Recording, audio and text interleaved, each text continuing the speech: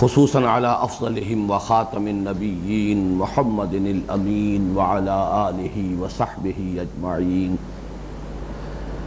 اما بعد فاعوذ باللہ من الشیطان الرجیم بسم اللہ الرحمن الرحیم رب اشرح لی صدری ویسر لی امری واحلل عقدۃ من لسانی یفقہوا قولی اللہم ربنا الہمنا رشدنا واعذنا من شرور انفسنا اللہم ارنا الحق حقا وارزقنا اتباعہ وارنا الباطل باطلا وارزقنا اجتنابہ اللہم وفقنا لما تحب وترضى آمین یا رب العالمین۔ مطالعہ قرآن حکیم کے جس منتخب نصاب کا سلسلے وار درس مجالس میں ہو رہا ہے، آج اس کے تیسرے حصے کا دوسرا درس ہے جو سورہ لقمان کے آخری رکوع پر مشتمل ہے۔ پچھلے کچھ دروس کے برعکس آج ہم ترتیب یہ کر رہے ہیں کہ پہلے ہم اس رکوع کی تلاوت بھی کریں گے آیات مبارکہ کی، اور ترجمہ بھی ساتھ کے ساتھ کرتے رہیں گے، اس لیے کہ رکوع طویل ہے، 17 آیات پر مشتمل ہے۔ وقت کی کفایت کے پیش نظر بجائے علیحدہ علیحدہ تلاوت اور ترجمے کے ہم ان دونوں کو یکجا کر رہے ہیں۔ تو آئیے کہ پہلے ہم ان آیات مبارکہ کی تلاوت کریں اور اس کے ساتھ ساتھ ایک رواں ترجمہ کر لیں۔ اعوذ باللہ من الشیطان الرجیم بسم اللہ الرحمن الرحیم تبارک الذی جعل فی السماء بروجا، بڑی بابرکت ہے وہ ہستی جس نے آسمان میں برج بنائے، وجعل فیہا سراجا وقمرا منیرا، اور رکھ دیا اس میں ایک چراغ اور ایک چاند روشن،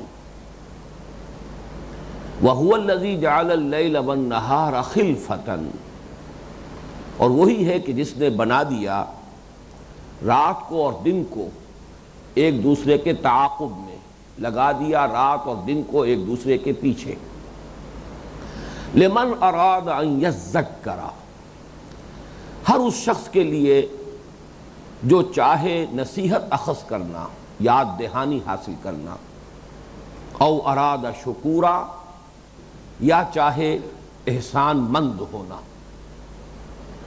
وعباد الرحمن الذین یمشون علی الارض ہونا، اور رحمان کے بندے، رحمان کے محبوب بندے، پسندیدہ بندے تو وہ ہیں جو چلتے ہیں زمین پر آہستگی سے، نرم روی سے۔ وَإِذَا خَاطَبَهُمُ الْجَاهِلُونَ قَالُوا سَلَامًا، اور جب ان سے الجھتے ہیں جذباتی لوگ تو وہ کہتے ہیں سلام اور رخصت ہو جاتے ہیں۔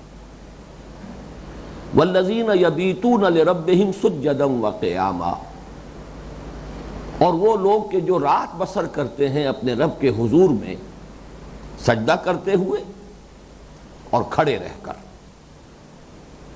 وَالَّذِينَ يَقُولُونَ رَبَّنَا اصْرِفْ عَنَّا عَذَابَ جَهَنَّمَ، اور وہ لوگ جو کہتے ہیں کہ اے رب ہمارے دور کر دے ہم سے، پھیر دے ہم سے جہنم کے عذاب کو۔ ان عذابہا کانا غراما، یقیناً اس کا عذاب چمٹ جانے والی شے ہے، لاگو ہو جانے والی شے ہے۔ انہا ساءت مستقرا و مقاما، یقیناً وہ بہت ہی بری جگہ ہے، مستقل جائے قرار ہونے کے اعتبار سے بھی اور عارضی قیامگاہ ہونے کے اعتبار سے بھی۔ والذین اذا انفقوا لم یسرفوا ولم یقتروا وکان بین ذلک قواما، اور وہ کہ جب خرچ کرتے ہیں تو نہ حد سے تجاوز کرتے ہیں، نہ فضول خرچی کرتے ہیں، اور نہ ہی کمی کرتے ہیں، نہ ہی بخل سے کام لیتے ہیں، بلکہ ہوتا ہے ان کا رویہ اس کے بین بین، اس کے مابین، اس کے درمیان۔ والذین لا یدعون مع اللہ الہا آخر، اور وہ لوگ کہ جو نہیں پکارتے اللہ کے ساتھ کسی اور معبود کو۔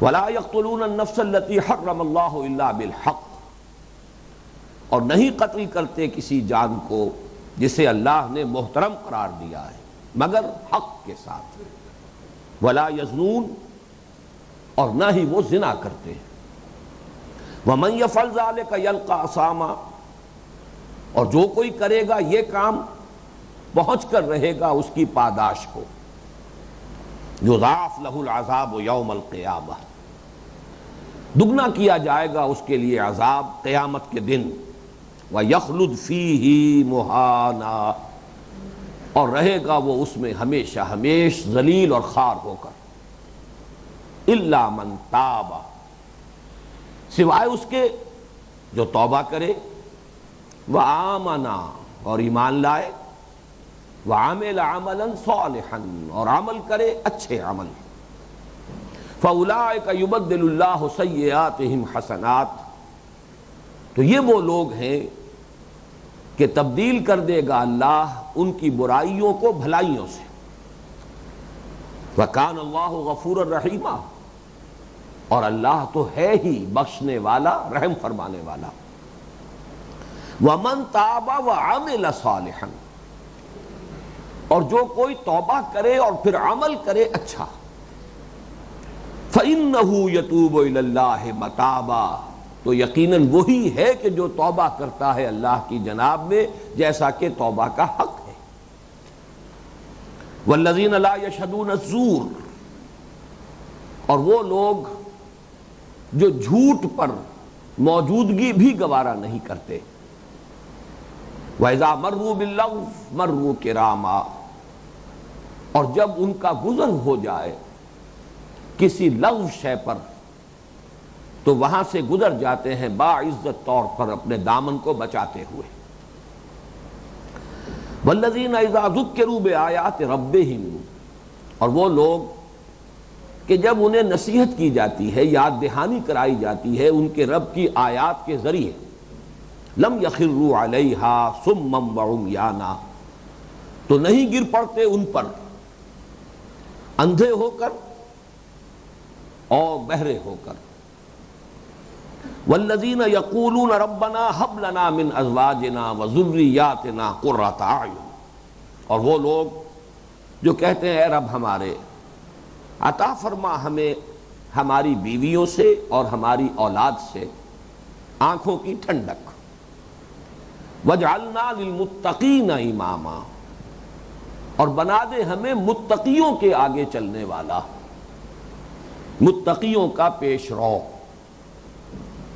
أُولَئِكَ يُجْزَوْنَ الْغُرْفَةَ بِمَا صَبَرُوا، یہ ہیں وہ لوگ کہ جن کو بدلے میں ملے گا بالا خانہ ان کے صبر کے سبب، ان کے صبر کے طفیل، اس کے طفیل کہ انہوں نے صبر کیا، وَيُلَقَّوْنَ فِيهَا تَحِيَّةً وَسَلَامًا، اور ان کا استقبال کیا جائے گا اس میں دعاؤں کے ساتھ اور سلام کے ساتھ، خالدین فیہا، رہیں گے وہ اس میں ہمیشہ ہمیش، حسنت مستقرا ومقاما، بہت ہی عمدہ جگہ ہے وہ، مستقل جائے قرار کے طور پر بھی اور عارضی قیام گاہ کے اعتبار سے بھی۔ قل، اے نبی کہہ دیجئے، ما یعبأ بکم ربی، میرے رب کو تمہاری کوئی پرواہ نہیں ہے، کیا پرواہ ہے میرے رب کو تمہاری، لولا دعاؤکم، اگر نہ ہوتا تمہارا پکارنا یا تمہیں پکارنا، فقد کذبتم، تو تم نے جھٹلا دیا ہے، فسوف یکون لزاما، تو اب یہ تم سے چمٹ کر رہے گا، اس کی پاداش تم پر لاگو ہو کر رہے گی۔ صدق اللہ العظیم۔ اب اس ترجمے کے بعد ذرا ہم تجزیہ کر لیں مضامین کا۔ تمہیدی طور پر پہلی بات یہ نوٹ کیجئے کہ مطالعہ قرآن حکیم کے منتخب نصاب میں ہم کس مقام پر ہیں اس وقت۔ یہ تیسرا حصہ ہے۔ پہلے حصے میں جامع اسباق تھے، سورۃ العصر، آیت البر، سورہ لقمان کا دوسرا رکوع، حامیم السجدہ کی آیات، پھر دوسرے حصے میں ایمان کے مباحث آئے، سورۃ الفاتحہ، پھر سورہ آل عمران کے آخری رکوع کی آیات، پھر سورۃ النور کا 5واں رکوع، پھر اس کے بعد سورہ تغابن مکمل، اور بالآخر سورہ قیامہ۔ اب یہ تیسرا حصہ جو ہے اس کا موضوع ہے عمل صالح۔ سورۃ العصر میں جو لوازم نجات بیان ہوئے، جو شرائط نجات بیان ہوئی، ان میں سے دوسری شرط عمل صالح۔ اس عمل صالح میں جو ترتیب ہے میں پہلے بیان کر چکا ہوں، پھر نوٹ کر لیجئے، بڑی سائنٹیفک ترتیب ہے ان حصوں کی جو ہم نے اس تیسرے حصے میں جو اسباق شامل کیے ہیں ان کی، کہ سب سے پہلے ایک فرد کی حیثیت سے انفرادی سیرت و کردار کا کیا نقشہ ہے، انسان مطلوب قرآن کا کیسا ہوتا ہے، اس کے کیا خصائص ہیں، اس کے کیا اوصاف ہیں، اس کی کیا صفات ہیں۔ اس میں بھی دو درجوں میں، سب سے پہلے یہ کہ تعمیر سیرت کی اساسات کیا ہیں، وہ بنیادیں کیا ہیں، وہ فاؤنڈیشن کون سی ہیں جن پر تعمیر سیرت، یا علامہ اقبال کی اصطلاح میں تعمیر خودی کا پروگرام جو ہے اس کو آگے بڑھایا جا سکتا ہے۔ اور دوسرا یہ کہ پھر ایک پوری طرح تعمیر شدہ شخصیت، اس کے خد و خال کیا ہے۔ تو ہم اس وقت اس مقام پر ہیں، اس لیے کہ پہلا سبق جو سورہ مومنون کی ابتدائی 11 آیات اور سورہ معارج کی ہم مضمون آیات پر مشتمل تھا، اس میں تعمیر سیرت، تعمیر کردار، تعمیر خودی، انسانی شخصیت کی صحیح رخ پر تعمیر کے لیے جو بنیادیں ہیں وہ ہم ان کا مطالعہ کر چکے۔ لیکن ظاہر بات ہے کہ اس رکوع میں صرف یہی ایک مضمون نہیں ہے، چونکہ ہم پورا رکوع شامل کر رہے ہیں، تو نوٹ کر لیجئے کہ اس میں کچھ مضامین اور بھی ہیں، اور ان مضامین کی ایک ترتیب بڑی عجیب ہے، اس ترتیب کو ذہن میں رکھیں۔ اس رکوع کی کل 17 آیات ہیں، پہلی 2 آیات اور آخری 1 آیت، 3 آیات، ان کا تعلق ہے حکمت ایمانی، فلسفہ ایمان سے۔ جب ان کا مطالعہ کریں گے ہم تفصیل سے معلوم ہوگا کہ وہ سبق جو ہم نے اپنے اس منتخب نصاب کے حصہ دوم میں بنیادی طور پر پڑھے ہیں، ان کا ایک اجمالی اعادہ ہو جائے گا۔ اللہ تعالیٰ کی معرفت کے ذرائع کیا ہیں، ایمان باللہ کے حصول کے راستے کون سے ہیں، یہ ابتدائی 2 آیات میں، اور بعثت انبیاء اور رسل کا مقصد کیا ہے، یہ آخری آیت۔ تیسرا جو ایمان ہے، ایمان بالآخرہ، اس کا چونکہ بہت گہرا تعلق عمل کے ساتھ ہے، اصل محرک عمل جو ہے وہ ایمان بالآخرہ ہے، تو وہ در حقیقت درمیان میں 2 مقامات پر آیا ہے اس رکوع میں، اور اس میں ایک خاص اسلوب جو آیا ہے وہ منفرد صرف اسی ایک مقام پر ہے قرآن مجید میں۔ جنت اور دوزخ کا جب تقابل کیا گیا ہے تو اس کے لیے جو خاص اسلوب آیا ہے، اس کے اعتبار سے یہ مقام، یہ رکوع منفرد ہے پورے قرآن حکیم۔ تو ایک تو یہ مضمون ہے کہ جو ہمارے منتخب نصاب کے حصہ دوم کا مضمون ہے اصلاً۔ اس کے بعد شروع سے آپ چلیں گے تو پہلی 2 آیات کے بعد 5 آیات، اور آخری آیت سے پیچھے ہٹیے تو اس سے پہلی 5 آیات، یہ ہے ہمارا اصل سبق۔ ان 10 آیات میں 7 یا 8 اوصاف بیان ہوئے ہیں کہ جس کے بارے میں آج کا عنوان میں دے رہا ہوں علامہ اقبال کے ایک مصرے کے حوالے سے، کہ کہتے ہیں فرشتے کے دل آویز ہے مومن۔ یہ مومن کی دل آویز شخصیت، اس کے خد و خال کیا ہے، ایک تعمیر شدہ شخصیت۔ میں یہ عرض کر چکا ہوں پچھلے سبق کے ضمن میں کہ ایک عمارت بنتی ہے، اس کا ایک سٹرکچر ہوتا ہے، اصل مضبوطی تو سٹرکچر پر ہے، لیکن وہ سٹرکچر تو بڑا بھونڈا سا بھدا سا کھڑا نظر آتا ہے۔ اب اس کی تزئین ہوتی ہے، آرائش ہوتی ہے، فنیشنگ ٹچز دیے جاتے ہیں، اس کے لیے رنگ و روغن ہے، دل آویزی تو اس میں ہے، حسن اس میں ہے، لیکن سب کو معلوم ہے کہ اصل استحکام جو ہے عمارت کا وہ تو سٹرکچر پر ہے، وہ ظاہری ٹیپ ٹاپ پر نہیں ہے۔ تو وہ جو اصل سٹرکچر ہے، انسان کی شخصیت، اس کی سیرت جو مطلوب ہے، وہ تو درس اول میں آ چکا ہے، اور وہ بھی آپ کو یاد ہوگا 7 یا 8 اوصاف تھے، ذہن میں تازہ کر لیجئے، اس لیے کہ اصل بیس جو ہے ہمارے اس درس کا وہ سورہ مومنون کی ابتدائی 11 آیات ہیں۔ اس میں 7 اوصاف بیان ہوئے ہیں کہ جو فاؤنڈیشنز ہیں، کارنر سٹونز ہیں بندہ مومن کی شخصیت و سیرت کی تعمیر کے۔ اولاً نماز میں خشوع، بالآخر نماز کی محافظت، یہ دو تو اوصاف ہیں نماز سے متعلق۔ تیسرا وصف تھا والذین هم عن اللغو معرضون، اعراض عن اللغو، لا یعنی باتوں سے اجتناب۔ چوتھا وصف تھا والذین هم للزکاۃ فاعلون، تزکیہ نفس کے لیے مسلسل کوشاں رہنا اور خاص طور پر اپنا مال خرچ کرنا اس کے لیے۔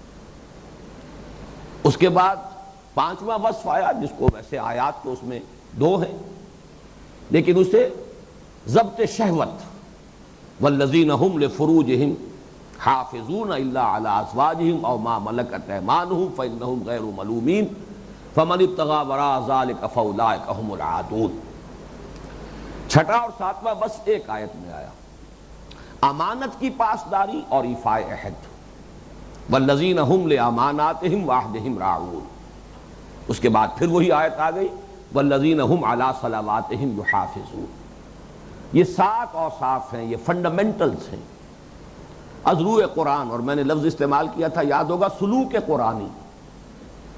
یہ سلوک قرآنی کا نقطہ آغاز ہے، تعمیر سیرت کا جو پروگرام قرآن دیتا ہے اس کے یہ اس کے کارنر سٹونز ہیں، اس کے فنڈامنٹلز ہیں۔ 8 میں نے اس لیے کہا کہ امانت ہی کا ایک اور جز ہے کہ جو سورہ معارج کی آیات میں علیحدہ کر دیا گیا، والذین هم بشہاداتہم قائمون، وہ لوگ جو اپنی گواہیوں پر قائم رہتے ہیں۔ گواہی بھی امانت ہے اصل میں۔ تو 7 یا 8 اوصاف تھے، اور یہاں آپ دیکھیں گے کہ 10 آیات میں 7 یا 8 ہی اوصاف آئے ہیں۔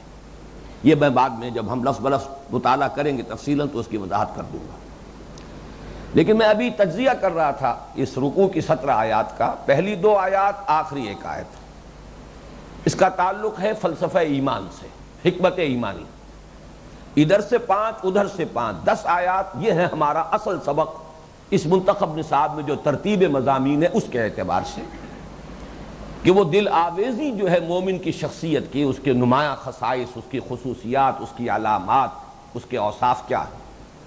اب بالکل درمیان میں آ جائیے، 4 آیات ہیں، جیسے حدیث میں ایک لفظ آتا ہے جوف اللیل، رات کا پیٹ، رات کی نماز جو ہے تہجد، وہ جوف اللیل، رات کا پیٹ، درمیانی حصہ۔ یہ نہیں کہ فجر سے پہلے متصلاً تھوڑی دیر قبل اٹھ کھڑے ہوئے اور چند نوافل پڑھ لیے، یہ تو فجر کا ضمیمہ آپ نے بنا لیا، مقدمہ فجر ہے یہ تہجد نہیں ہے، وہ جوف اللیل میں ہوتی ہے۔ اسی طرح اس رکوع کا جوف ہے درمیانی 4 آیات، اور یہ فلسفہ دین کا بہت اہم اور بنیادی مضمون ہے۔ لیکن یہاں میں نے 2 الفاظ استعمال کیے ہیں، حکمت و فلسفہ ایمان اور حکمت و فلسفہ دین، ان میں فرق ہے۔ دین ایک پورا نظام زندگی ہے، اس کی جڑ ہے ایمان، اس کی فکری بنیاد ہے ایمان۔ اس ایمان کی بنیاد پر ایک پورا نظام زندگی وجود میں آتا ہے، ایک معاشرت، ایک معیشت، ایک سیاست، انفرادی شخصیت۔ اس اعتبار سے خاص طور پر جو اجتماعیات انسانیہ ہیں، اسلام کا نظام معاشرت، اسلام کا نظام معیشت، اسلام کا نظام سیاست، اس میں سے بالخصوص چونکہ بنیادی شے ہے نظام معاشرت، اس نظام معاشرت کے جو فنڈامنٹلز ہیں، جو اصول ہیں، جو فلسفہ ہے، وہ درمیانی ان 4 آیات میں، اور اس کے ساتھ ہی قرآن مجید کے فلسفہ حکمت کا ایک اہم موضوع ہے توبہ، توبہ کی حقیقت، توبہ کی شرائط، توبہ کی عظمت، توبہ کا مقام۔ یہ در حقیقت قرآن کے فلسفہ اخلاق کا بہت اہم موضوع ہے۔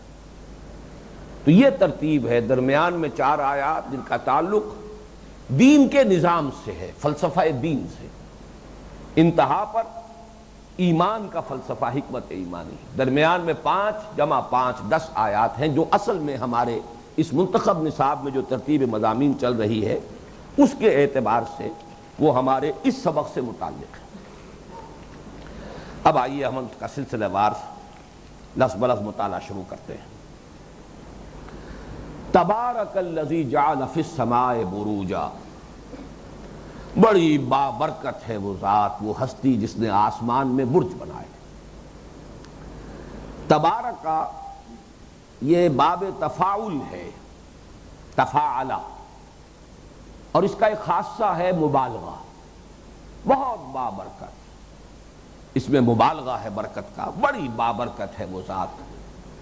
لیکن یہاں اب نوٹ کرنے کی ضرورت ہے کہ برکت کہتے کسے ہیں؟ یہ لفظ ہمارے ہاں عام مستعمل ہے، اللہ برکت دے، مبارک ہو، آسمانی برکات، زمینی برکات۔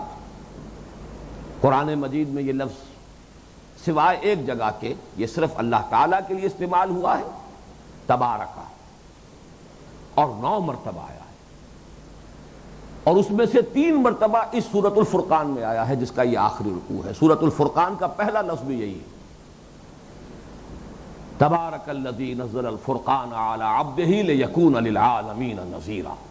بڑی بابرکت ہے وہ ذات جس نے یہ فرقان نازل کیا اپنے بندے پر صلی اللہ علیہ وسلم تاکہ وہ تمام جہان والوں کے لیے خبردار کرنے والا بن جائے۔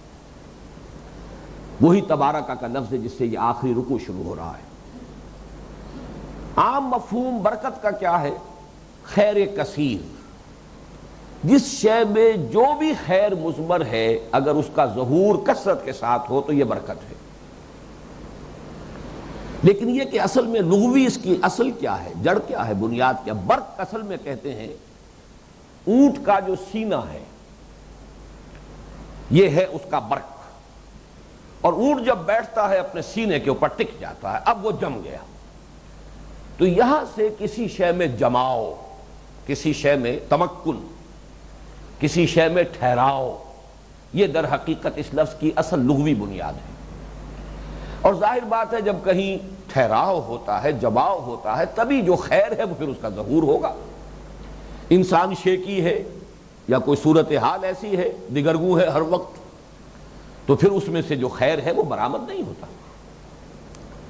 باقی قرآن مجید نے خاص طور پر اس لفظ کو استعمال کیا ہے، ایک تو قرآن کے لیے کتاب مبارک، کتاب انزلناہ الیک مبارک لیدبروا آیاتہ ولیتذکر اولو الالباب، اور ایک بارش کا پانی ماء مبارکہ۔ اب اس دونوں میں نوٹ کیجئے، بارش بھی زمین کے خیر کو برآمد کرتی ہے۔ زمین میں جو روئیدگی ہے، اس کی جو صلاحیت ہے، زمین تو پڑی رہتی ہے، بے آب و گیا، اس میں حیات کے، زندگی کے کوئی آثار نہیں ہوتے۔ بارش برستی ہے، اسی میں سے سبزہ نکل آتا ہے، اسی میں سے فصل اپجتی ہے۔ تو پانی ذریعہ بنا ہے زمین کے خیر کو برآمد کرنے کا۔ اسی طرح قرآن ذریعہ بنا ہے انسان کی روح میں، اس کی باطن میں، اس کی شخصیت میں جو اللہ نے خیر ودیت کیا ہے اسے برآمد کرنے کا۔ تو ماء مبارکہ اور کتاب مبارک۔ باقی تبارکہ اس شکل میں یہ لفظ جیسا کہ میں نے عرض کیا ہے، اگرچہ ایک شخصیت بھی ایسی ہے جس کے لیے مبارک کا لفظ قرآن میں آیا، وہ حضرت مسیح کی ہے، وَجَعَلَنِي مُبَارَكًا أَيْنَمَا كُنتُ وَأَوْصَانِي بِالصَّلَاةِ وَالزَّكَاةِ مَا دُمْتُ حَيًّا۔ باقی یہ لفظ اور کسی کے لیے نہیں آیا ہے۔ تبارکہ یا اللہ کے لیے، یا یہ لفظ ماء مبارک، اور یا یہ کتاب مبارک ہے قرآن حکیم۔ تبارک الذی، بڑی بابرکت ہے وہ ذات، یعنی اب اس رکوع کے حوالے سے سمجھیے، انسان میں جو خیر اللہ نے رکھا ہوا ہے اس کے برآمد ہونے کا، نشو و نما پانے کا ذریعہ یہی ہے کہ اللہ کی معرفت انسان کو حاصل ہو جائے۔ مفہوم کے اعتبار سے بات وہیں پہنچ گئی، اللہ نور السماوات والارض، آسمان اور زمین کا نور اللہ ہے۔ جو حقائق ہیں یہاں کے، ان تک رسائی حاصل ہو ہی نہیں سکتی جب تک کہ انسان کو پہلے اللہ کی معرفت حاصل نہ ہو جائے۔ اللہ کی معرفت، اللہ کا ایمان حاصل ہوگا تو کنجی ہاتھ میں آ گئی ہے، اب یہ گتھی سلجھتی چلی جائے گی۔ لیکن یہاں سے محرومی ہے تو پھر یہ کہ اس کو کہ کس نقشد و نقشایت بحکمتی معمارہ، فلسفہ جو ہے اس گتھی کو سلجھا نہیں سکتا۔ تو وہی بات یہاں ہے کہ انسان میں سے جو خیر برآمد ہوگا، اور وہی خیر ہے جس کی تکمیلی شکل اس رکوع کے اندر آ رہی ہے۔ کیا کیا خیرات و حسنات ہیں، کیا کیا دل آویزی ہے بندہ مومن کی شخصیت کی جو وجود میں آتی ہے، کس کے نتیجے میں؟ ایمان کے نتیجے میں، معرفت خداوندی کے نتیجے میں۔ تو بڑی بابرکت ہے وہ ذات جس نے آسمان میں برج بنا دیے۔ اب برج سے مراد کیا ہے یہ ابھی اجمالاً جان لیجئے کہ یہ متشابہات میں سے یہ مضمون شامل رہے گا۔ ابھی آسمانوں کے بارے میں ہماری معلومات بہت کم ہیں۔ 7 آسمانوں سے مراد کیا ہے، آسمان جب مفرد کی حیثیت سے آتا ہے تو اس سے کیا مراد ہے، پھر اس میں برج کون سے ہیں؟ ایک ہمارے ہاں پرانی ہیئت کا اور جو بھی ہمارا علم فلکیات رہا ہے اس کا تصور ہے.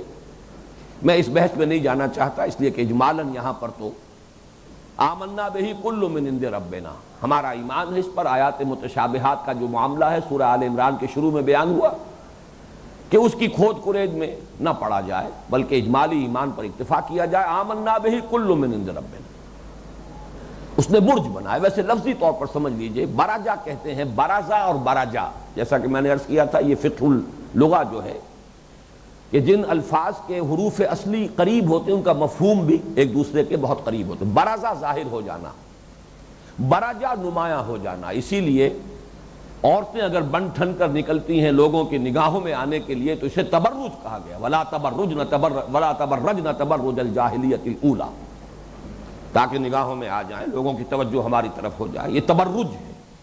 تو برجا کا مفہوم ہے نمایاں ہونا، ابھرنا. اسی لیے جو پچھلے زمانے میں قلعے ہوتے تھے اس کی فصیلوں پر برجیاں بنائی جاتی تھی. اب ظاہر بات ہے دور سے جب کوئی قافلہ آتا تھا تو اسے سب سے پہلے وہ برجیاں نظر آتی تھی. سب سے زیادہ نمایاں شے جو ہے اس شہر کی فصیل کی برجیاں. تو اس کے اصل مفہوم کے اندر ہے نمایاں ہونا، ظاہر ہونا. لیکن یہ کہ یہاں پر آسمان کے برجوں سے کیا مراد ہے، میں نے عرض کیا کہ اس پر ہمیں اجمالاً نبی ایمان رکھتے ہوئے آگے چلنا ہے. وَجَعَلَ فِيهَا سِرَاجًا وَقَمَرًا مُنِيرًا، اور رکھ دیا اس میں ایک چراغ. سورج کے لیے لفظ سراج یہ بہت ہی جو بھی ہماری معلومات ہے سائنسی اس کے ساتھ مطابقت رکھنے والی شے ہے. چراغ میں بھی کوئی چیز جل رہی ہوتی ہے. کمبشن کا عمل جو ہے عملاً موجود ہوتا ہے، عمل احراق یا تحریق.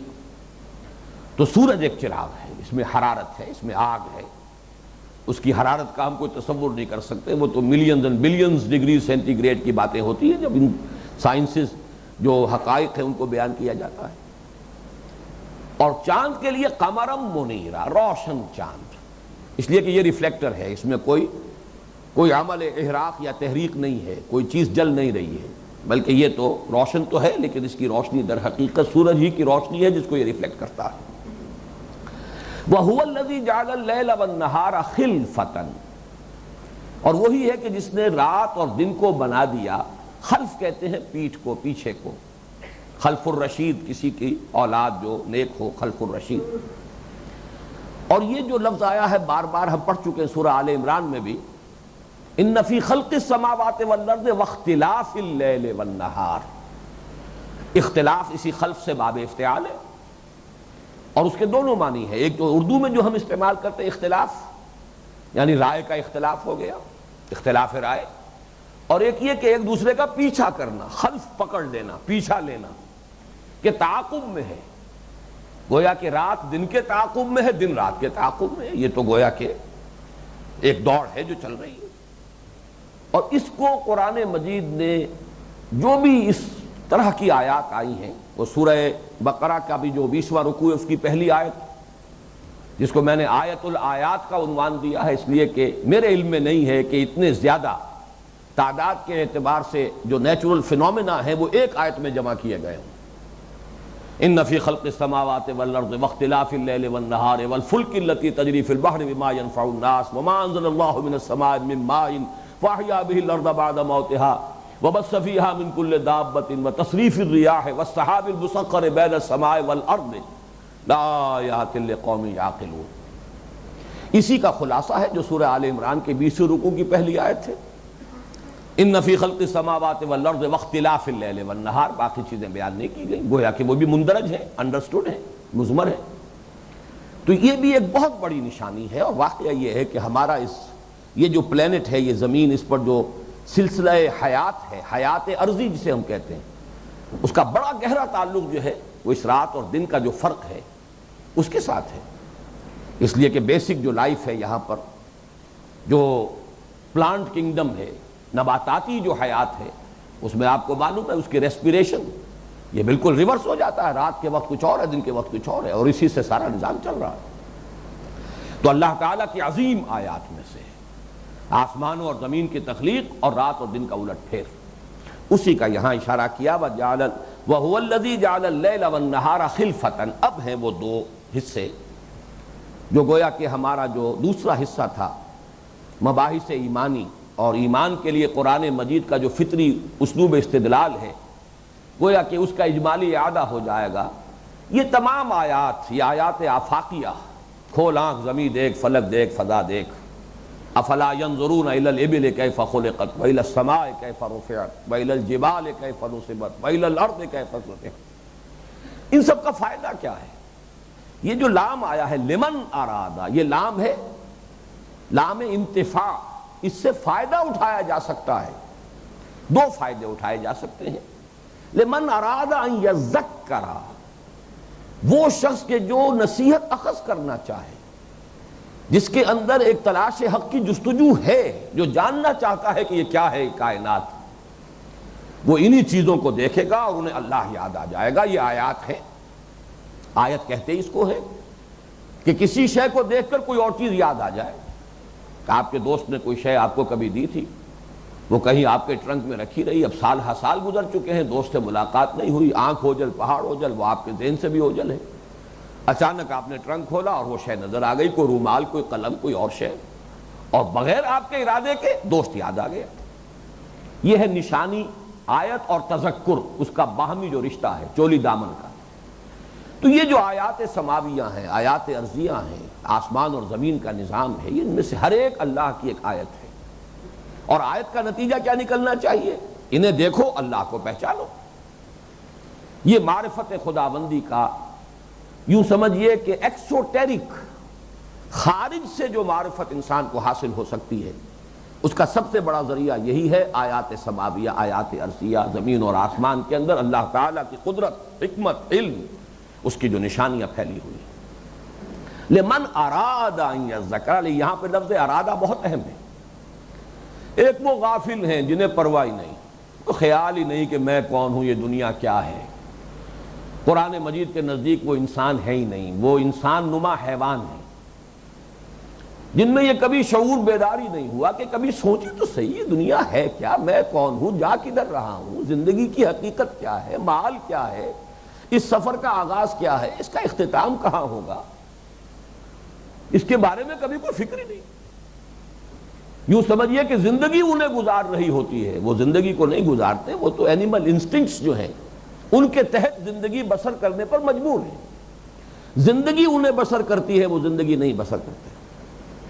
زندگی تو وہ بسر کرتے ہیں کہ جو اس سے ذرا بلند تر ہو کر خود شعوری کے ساتھ، سیلف کانشسنس کے ساتھ، میں اور میرا کوئی نظریہ ہے، میرا فکر ہے، میری سوچ ہے، میرا کوئی نصب العین ہے، میرا کوئی مقصد زندگی ہے، میری کوئی حقیقت ہے۔ تو یہ ارادہ، جن لوگوں میں یہ کیفیت پیدا ہو گئی ہو، تو ان کے لیے پھر یہ ذرہ ذرہ جو ہے برگ درختان سبز در نظر ہوشیار، یہ ہوشیار نظر ہو تب، ہر ورق دفتر اسد معرفت کردگار، تو ایک ایک پتا جو ہے ان درختوں کا وہ اللہ تعالیٰ کی معرفت کا ایک بڑا دفتر ہے۔ یہ ہے سارا مضمون جو سورہ آل عمران کا جو ہماری آخری آیات کا جو درس ہے، گویا کہ لمن اراد ان یذکر، جس کے اندر یہ طلب ہوگی، جس میں یہ جذبہ ابھر آئے گا، جو حقیقت کو جاننا چاہے گا، تو ایک ایک ذرہ بولے گا اور پکارے گا اور گواہی دے گا اللہ کی، کچھ سنے گا اپنے دل کے کانوں سے کہ آسمان بھی کچھ کہہ رہا ہے اور زمین بھی کچھ کہہ رہی ہے، اور ایک ایک پتا کچھ کہہ رہا ہے، کسی کی گواہی دے رہا ہے۔ او ارادہ شکورا، یا وہ شکر کرنا چاہتا ہو۔ اب یہ سورہ لقمان کا جو دوسرا رکوع ہے، اس کا پورا مضمون یہاں ایک لفظ میں آ گیا۔ حکمت کا نقطہ آغاز کیا ہے؟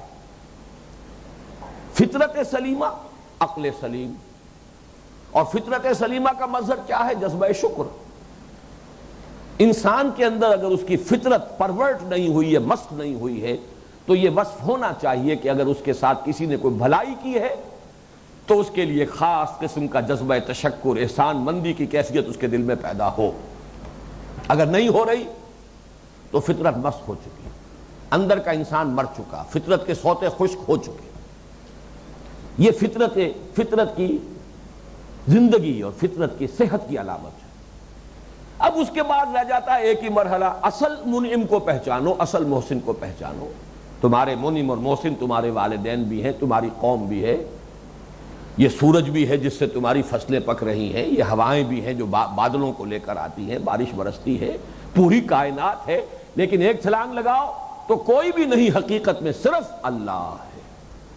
یہ تمام سلسلہ اسباب جو ہے ایک مسبب الاسباب کی گرفت میں ہے، یہ اسی کا احسان ہے، اسی کا انعام ہے، اسی کی ربوبیت ہے، یہ سب کے سب در حقیقت اسی کے قبضہ قدرت کے اندر جکڑے ہوئے۔ یہ ہے شکر کے جذبے سے اللہ تک پہنچنا۔ تو یا تذکر سے اللہ تک پہنچیں گے اور یا شکر سے اللہ تک پہنچیں گے، اور وہ دونوں جذبے ابھریں گے انہی مشاہدات سے۔ تبارک الذی جعل فی السماء بروجا وجعل فیہا سراجا وقمرا منیرا وہو الذی جعل اللیل والنہار خلفۃ لمن اراد ان یذکر او اراد شکورا۔ ان دو آیات میں یوں سمجھیے کہ بڑے اجمال اور اختصار کے ساتھ ہمارا جو حصہ دوم تھا اس منتخب نصاب کا، اس میں ایمان کے لیے، اور ایمان بنیادی طور پر ایمان باللہ ہے، ایمان بالآخرہ بھی اللہ تعالیٰ کی صفت عدل کی توسیع ہے، ایمان بالرسالت بھی اللہ تعالیٰ کی صفت ہدایت کی ایکسٹینشن ہے۔ اصل ایمان تو ہے ایمان باللہ، اس لیے ایمان مجمل میں صرف اللہ کا ذکر ہے، نہ آخرت کا، نہ رسالت کا، نہ کسی اور شے کا۔ آمنت باللہ کما ہوا باسمائہ وصفاتہ وقبلت جمیع احکامہ اقرار باللسان وتصدیق بالقلب۔ بات مکمل ہو گئی۔ ہاں جب تفسیر ہوگی تو آمنت باللہ وملائکتہ وکتبہ ورسلہ والیوم الآخر والقدر خیرہ وشرہ من اللہ تعالی والبعث بعد الموت۔ تو در حقیقت وہ جو پورا فلسفہ ہے، جو حکمت، قرآن کا اپنا مخصوص استدلال ہے ایمان کے لیے، معرفت خداوندی کے حصول کے لیے، وہ ان دو آیتوں میں آ گیا۔ اب گویا کہ اللہ تعالیٰ کے اس ہستی کے بابرکت ہونے کا ایک ظہور ہے کہ جو اس کی معرفت سے سرشار ہو جائیں، جن کے دلوں میں اس کے تشکر و امتنان کے جذبات کے چشمے ابلنے لگے، جن کا ذہن اور فکر جو ہے اس کے ایمان سے منور ہو چکا ہو، ان کی جو شخصیت ہے اس کے خد و خال کیا ہے؟ دلاویز کہتے ہیں فرشتے، دلاویز ہے مومن۔ یہ بندہ مومن کی دلاویز شخصیت کے خد و خال۔ اب یہاں سے گویا کہ ہمارا جو اصل اس منتخب نصاب میں جو ترتیب مضامین ہے اس کے اعتبار سے جو سبق ہے اس حصہ سوم کا دوسرا، اس کا مضمون شروع ہو رہا ہے۔ اور یہاں دیکھیے لفظ نوٹ کیا، عباد الرحمن، یہ بڑی شفقت والی بات ہے۔ یہ بات میں نے بارہا بیان کی ہے، اس وقت کی کمی کا مجھے شدت سے احساس ہے۔ قرآن مجید میں حضور کی نسبتوں میں سے جہاں زیادہ شفقت کا اظہار مقصود ہوتا ہے وہاں نسبت عبدیت کو نمایاں کیا جاتا ہے، نسبت رسالت کو نہیں۔ سبحان الذی اسری بعبدہ لیلا من المسجد الحرام الی المسجد الاقصی الحمد للہ الذی انزل علی عبدہ الکتاب ولم یجعل لہ عوجا۔ خود اس سورہ مبارکہ کی پہلی آیت آپ کو سنا چکا ہوں، تبارک الذی نزل الفرقان علی عبدہ لیکون للعالمین نذیرا۔ یہاں رسول ہی بھی آ سکتا تھا، نبی ہی بھی آ سکتا تھا۔ هو الذی ينزل علی عبدہ آیات بینات لیخرجکم من الظلمات الی النور۔ تو وہ اسی پر قیاس کیجئے، یہ بڑی شفقت اور عنایت کا پہلو ہے۔ اللہ اپنے ان بندوں کا تذکرہ کر رہا ہے، میرے خاص بندے، میرے محبوب بندے، وعباد الرحمن، رحمان کے اصل بندے، رحمان کے محبوب بندے۔ یوں سمجھیے کہ جو حاصل ہیں اس تخلیق کا، اس لیے کہ قرآن مجید کا یہ فلسفہ ہے، یہ پوری کائنات میں جو کلائمیکس ہے کریشن کا، ڈیوائن کریشن کا کلائمیکس، وہ انسان ہے۔ اور انسانوں میں اس کے گلے سرسبد کون ہیں؟ جو اللہ کی معرفت سے جن کے قلوب و اذہان منور ہو گئے، جو اس کے بندے بن گئے، وہی تو اصل انسان ہے۔ اور اسی میں چوٹی پر ہے محمد الرسول اللہ، عبدہ، عبد دیگر، عبدہ چیزیں دیگر، ما سراپا انتظار منتظر، عبدہ، یہی تو ان کی شان۔ تو معلوم یہ ہوا کہ یہاں بڑی شفقت کے ساتھ وعباد الرحمن، یہ رحمان کے بندے کون ہیں؟ اللہم ربنا اجعلنا منہم، اللہ تعالیٰ سے دعا تو کر ہی لینی چاہیے، باقی تو ہماری جتنی بھی ہمت ہوگی، جو بھی اللہ تعالیٰ کی طرف سے توفیق ملے، ان بلندیوں تک پہنچنا۔ مجھے وہ انگریزی نظم جو میٹرک میں پڑھی تھی اس کا مصرع یاد آیا، heights by great man reached and kept, بڑی بلندیاں ہیں، انسان ہی پہنچے ان بلندیوں تک، لیکن یہ کہ اس کی ایک آرزو تو ہو، اس کی خواہش تو ہو۔ آرزو اول تو پیدا ہو نہیں سکتی کہیں، اور ہو جائے تو مر جاتی ہے یا رہتی ہے خام۔ یہ آرزو، دنیاوی آرزویں جو ہیں وہ تو نہ مرتی ہیں نہ خام ہوتی ہیں، وہ تو روز افزوں رہتی ہیں، بڑھتی رہتی ہیں، پھلتی پھولتی رہتی ہیں۔ وعباد الرحمن الذین یمشون علی الارض ہونا، رحمان کے بندے وہ ہیں کہ جو زمین پر چلتے ہیں آہستگی سے۔ کیا معنی؟ تواضع، یہ تکبر کے برعکس کیفیت ہے۔ جیسے کہ انسان کا جو بھی ذہن ہوگا، جو اس کی سوچ ہوگی، جو اس کا انداز ہوگا فکر کا، ویسی ہی اس کی چال بھی ہوگی۔ جیسے آپ کہتے ہیں کہ face is the index of mind, اسی طرح انسان کی چال بتاتی ہے کہ یہ مغرور انسان ہے، بڑی تمکنت سے چل رہا ہے، بڑی گردن اکڑائی ہوئی ہے، پاؤں مار مار کر چل رہا ہے۔ تمکنت یہ ہے غرور، یہ ہے تکبر، اور تکبر بدترین وصف ہے۔ ساری ضلالتوں اور گمراہیوں کی جڑ بنیاد تکبر ہے، شیطنت کی بنیاد تکبر۔ ابا واستکبر وکان من الکافرین، یہ ابلیس کا تذکرہ، استکبار۔ تکبر وہ شے جس کے بارے میں فرمایا لن يدخل الجنہ من کان فی قلبہ مثقال حبۃ من کبر، جنت میں ہرگز داخل نہیں ہو سکے گا وہ شخص جس کے دل میں دانے کے برابر بھی کوئی کبر موجود ہے۔ چنانچہ ہم دیکھ چکے ہیں سورہ لقمان میں جو آخری نصائح تھیں حضرت لقمان کی، وَلَا تُصَعِّرْ خَدَّكَ لِلنَّاسِ وَلَا تَمْشِ فِي الْأَرْضِ مَرَحًا، دیکھو میرے بیٹے، اپنے گالوں کو پھلا کر نہ رکھنا لوگوں کے لیے، بلکہ سار، وہاں ہم بیان کر چکے ہیں، وہاں سار کہتے ہیں ایک بیماری کو جو اونٹ کی گردن میں پیدا ہو جاتی جس سے کہ گردن ٹیڑھی ہو جاتی تھی۔ تو یہ کج رخی اور کج ادائی جب ہوتی ہے انسان میں، جب تکبر ہوتا ہے تو وہ سیدھا نہیں کسی سے بات کرتا اور سیدھا اس کو فیس نہیں کرتا، بلکہ ذرا سا تھوڑا سا وہ کج ادائی، کج رخی، کج کلاہی، یہ کج کا لفظ جو ہے بہت استعمال ہوتا ہے، تو یہ کج رخی، کج کلاہی، تو یہ ہے وَلَا تُصَعِّرْ خَدَّكَ لِلنَّاسِ، دیکھنا کبھی اپنے گردن کو ٹیڑھا نہ کرنا لوگوں کے لیے۔ عام ترجمہ کیا جاتا ہے با محاورہ اپنے گالوں کو مت پھلانا لوگوں کے لیے تکبر میں۔ وَلَا تَمْشِ فِي الْأَرْضِ مَرَحًا، اور زمین میں مت چلنا اکڑ کر، اینڈتے ہوئے۔